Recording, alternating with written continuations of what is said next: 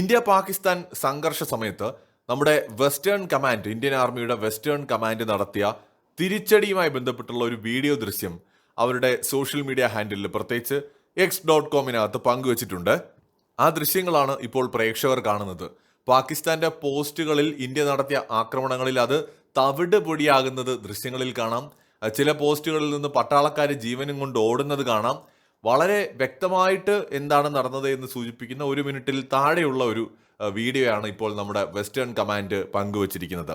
അതായത് എല്ലാ രീതിയിലും എയർഫോഴ്സ് മാത്രമല്ല, കരസേനയും എല്ലാ രീതിയിലും ഡോമിനേറ്റ് ചെയ്ത് നിന്നിരുന്ന ഒരു സംഘർഷമാണ് ഇന്ത്യക്കും പാകിസ്ഥാനും ഇടയിൽ ഉണ്ടായത്. ഈ ഒരു വീഡിയോയിൽ തുടക്കത്തിൽ പറയുന്നുണ്ട്, ഇത് തുടങ്ങിയത് പഹൽഗാം ആക്രമണത്തെ തുടർന്നാണ്. നിരായുധരായിട്ടുള്ള സാധാരണക്കാരായിട്ടുള്ള ഇന്നസെന്റ് ആയിട്ടുള്ള ആളുകളെ കൊന്നതിനുള്ള തിരിച്ചടി ഉറപ്പായും നിങ്ങൾക്ക് കിട്ടും. നിങ്ങളെ ഒരു പാഠം പഠിപ്പിക്കും. ഇത് നിങ്ങളുടെ ഫ്യൂച്ചർ ജനറേഷനും മറക്കുകയില്ല എന്ന് പറഞ്ഞുകൊണ്ട് വളരെ ഇൻട്രസ്റ്റിംഗ് ആയിട്ടാണ് ഒരു വീഡിയോ ക്രിയേറ്റ് ചെയ്തിരിക്കുന്നത്. അതിർത്തിയിൽ ഉൾപ്പെടെയുള്ള പാകിസ്ഥാന്റെ കേന്ദ്രങ്ങളും അവരുടെ പോസ്റ്റുകളും അടക്കം അടിച്ച് തകർക്കുന്നതും ദൃശ്യങ്ങളിൽ കാണാം. ഓപ്പറേഷൻ സിന്ദൂർ എന്ന് പറയുന്നത് എത്രത്തോളം വളരെ ഡെപ്തിലുള്ള ഒരു ഇന്ത്യയുടെ ഒരു പാകിസ്ഥാനുള്ള ഒരു തിരിച്ചടിയാണ് എന്ന് ഇതെല്ലാം കാണുമ്പോൾ നമുക്കറിയാം. വെറുതെ US 2 ഒഫീഷ്യൽസ് പറഞ്ഞു എന്ന് പറഞ്ഞിട്ട് വന്ന് റിപ്പോർട്ട് ചെയ്യുന്ന പോലെ അല്ല.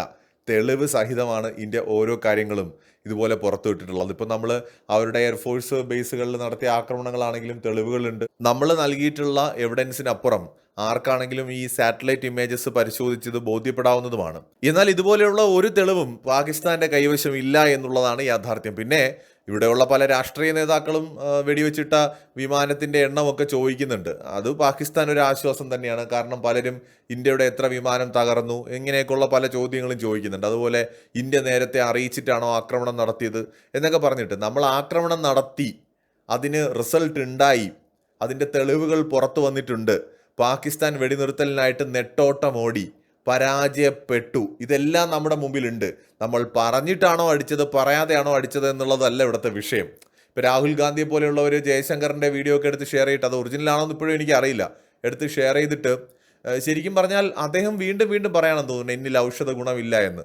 സീരിയസ്ലി, അല്ലാതെ എനിക്ക് കണ്ടപ്പോൾ അങ്ങനെയാണ് തോന്നുന്നത്. കാരണം ഇങ്ങനെ ഒരു സന്ദർഭത്തിൽ ഒരു പ്രതിപക്ഷ നേതാവ് കാണിക്കാനുള്ള ഒരു റെസ്പോൺസിബിലിറ്റി അദ്ദേഹം കാണിച്ചിട്ടില്ല. അടൽ ബിഹാരി വാജ്പേയിയൊക്കെ പ്രതിപക്ഷ നേതാവായിരുന്ന സമയത്ത് കാണിച്ച പക്വത ഇന്ത്യയുടെ ഇപ്പോഴത്തെ പ്രതിപക്ഷ നേതാവിന് ഇല്ല എന്നുള്ളത് ഖേദകരം എന്ന് മാത്രമേ പറയുന്നുള്ളൂ.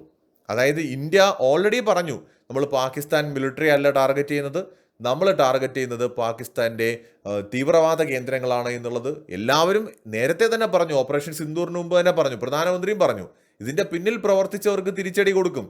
അത് പറഞ്ഞും കൊണ്ടാണ് ഇന്ത്യ കൊടുത്തത്. അത് തന്നെയല്ലേ ജയശങ്കറും പറഞ്ഞുള്ളൂ, നമ്മൾ പറഞ്ഞും കൊണ്ടാണ് പാകിസ്ഥാൻ അടി കൊടുത്തത്, അല്ലാതെ പറയാതെയോ അറിയാതെയോ പോയി അടിച്ചതല്ല. ഇന്ത്യ തിരിച്ചടി കൊടുക്കുമെന്നുള്ളത് എല്ലാവർക്കും അറിയാം, പാകിസ്ഥാനും അറിയാം. കാരണം ഇന്ത്യ പരസ്യമായത് പറഞ്ഞതാണ്. ജയശങ്കർ ANIക്ക് കൊടുത്തിട്ടുള്ള ഒരു ക്ലിപ്പാണ് പ്രചരിക്കുന്നത്, രാഹുൽ ഗാന്ധിയൊക്കെ എടുത്ത് വെച്ച് പ്രചരിപ്പിക്കുന്നത്. അത് ഒറിജിനലാണ് എന്നുണ്ടെങ്കിൽ തന്നെ അതിൽ എന്താണ് അസ്വാഭാവികമായിട്ടുള്ളത്?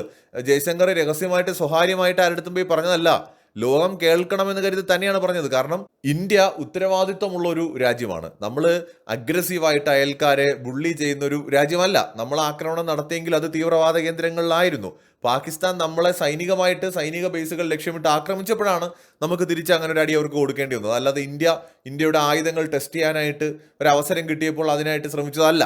അപ്പോൾ ഇങ്ങനെയൊക്കെയുള്ള പല നെറേറ്റീവും പാകിസ്ഥാനും അവരെ സപ്പോർട്ട് ചെയ്യുന്ന മാധ്യമങ്ങളും ചൈനയും ഒക്കെ ഉണ്ടാക്കുന്നുണ്ട്. അപ്പോൾ അതുകൊണ്ട് അങ്ങനെയല്ല എന്ന് ലോകത്തെ ബോധ്യപ്പെടുത്തുകയാണ് ഇന്ത്യ. അതിന്റെ ഇടയിലാണ് ജയശങ്കറിനെ പോലെയുള്ളവർ ഇങ്ങനെയുള്ള കാര്യങ്ങൾ ഷെയർ ചെയ്യുന്നത്. എന്ന് വെച്ചാൽ ഇന്ത്യ തീവ്രവാദികളെ മാത്രമായിരുന്നു ലക്ഷ്യമിട്ടത്. പാകിസ്ഥാൻ ഇങ്ങോട്ട് നമ്മളെ ആക്രമിച്ചപ്പോഴാണ് പിന്നെ നമുക്കും തിരിച്ചടിക്കേണ്ടി വന്നത്. അതാണ് ഇന്ത്യയുടെ പോയിന്റ്. രാഹുൽ ഗാന്ധിക്കൊക്കെ എത്ര എയർക്രാഫ്റ്റ് വീണെന്നറിയണം. ഇന്ത്യൻ സൈന്യത്തിൽ വിശ്വാസം ഇല്ലാത്തതുകൊണ്ടാണെന്ന് എനിക്കറിയില്ല. അല്ലെങ്കിൽ പിന്നെ ഇന്ത്യയുടെ സൈന്യം പറയാണ് ഞങ്ങൾ ഉചിതമായ തിരിച്ചടി കൊടുത്തു. മോദി അല്ല പറയുന്നത്, ഇന്ത്യയുടെ വ്യോമ, നാവിക, കരസേനാ മേധാവിമാരും അതിന്റെ വക്താക്കളുമൊക്കെയാണ് പറയുന്നത്. ഇപ്പോൾ ഇന്ത്യയുടെ വെസ്റ്റേൺ കമാൻഡിന്റെ വീഡിയോ തന്നെ നോക്കൂ, എന്തുമാത്രം ശക്തമായ തിരിച്ചടിയാണ് പാകിസ്ഥാൻ ഇന്ത്യ നൽകിയിട്ടുള്ളത് എന്ന് കാണാം. അപ്പോൾ അനാവശ്യമായ വിവാദങ്ങൾ ഉണ്ടാക്കി ശത്രുക്കൾക്ക് ഇന്ത്യ അടിക്കാനുള്ള വടി കൊടുക്കുകയാണ് സത്യത്തിൽ രാഹുൽ ഗാന്ധി പലപ്പോഴും ചെയ്യുന്നത്. ഇപ്പോഴും അദ്ദേഹം അതാണെന്ന് തോന്നുന്നു ചെയ്യുന്നത്. മറ്റൊരു വീഡിയോയുമായി വീണ്ടും വരാം.